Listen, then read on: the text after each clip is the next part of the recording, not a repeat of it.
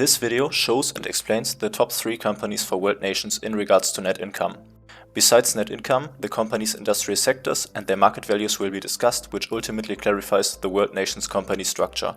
Opposing to sorting companies by revenue or market capitalization, sorting by net income can showcase what main sources of income lead to a nation's wealth. On the right side of each of the nation's blue bars, the summarized net income in billion US dollars of the top 3 companies is displayed. If you have also watched one of my latest videos on the World Economic Outlook, it shouldn't come as a surprise that China and the US are leading this list. While China isn't far off from the economy of the US, the top 3 companies of the US, however, produce double the profit of China's top 3 companies. It's also interesting to note that while Apple is by far the most valuable company in the world, Berkshire Hathaway and Alphabet generate almost as much net income on a yearly basis. The company that currently generates the highest profit of over 100 billion per year is Saudi Arabia's Saudi Aramco, the biggest oil producer in the world.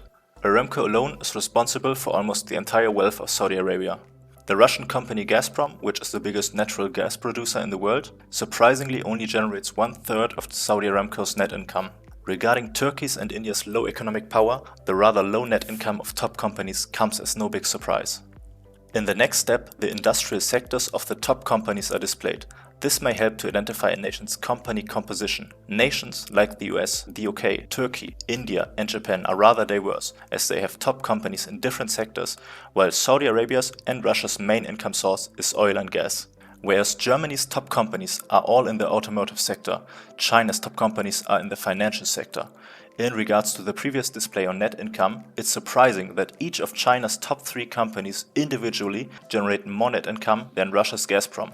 Nevertheless, the sector oil and gas is very dominant, as 4 out of 10 nations' first-place companies are in this sector. Financials is another dominant sector, as it is mentioned 8 times in total. As a last step, we take a look at the current market value of top companies, which is again displayed in billion US dollars. Whereas Saudi Aramco had the highest net income with over 100 billion US dollars, Aramco is only second place behind Apple related to market value. It's interesting to note that the market value of Aramco with almost 2 trillion is more than twice as high as the whole GDP of Saudi Arabia. The reason for that is the rich oil sources of Saudi Arabia that will take at least decades to fully drain out, while Saudi Arabia's GDP will only rise over time.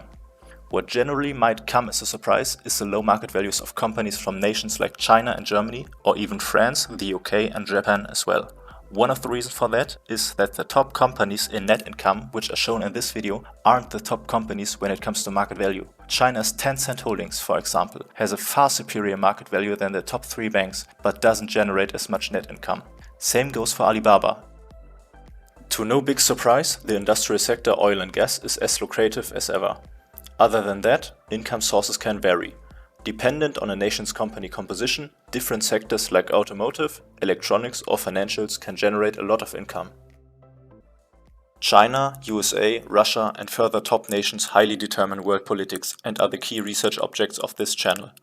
Related to this video, taking a look at my recently uploaded World Economic Outlook is highly recommended.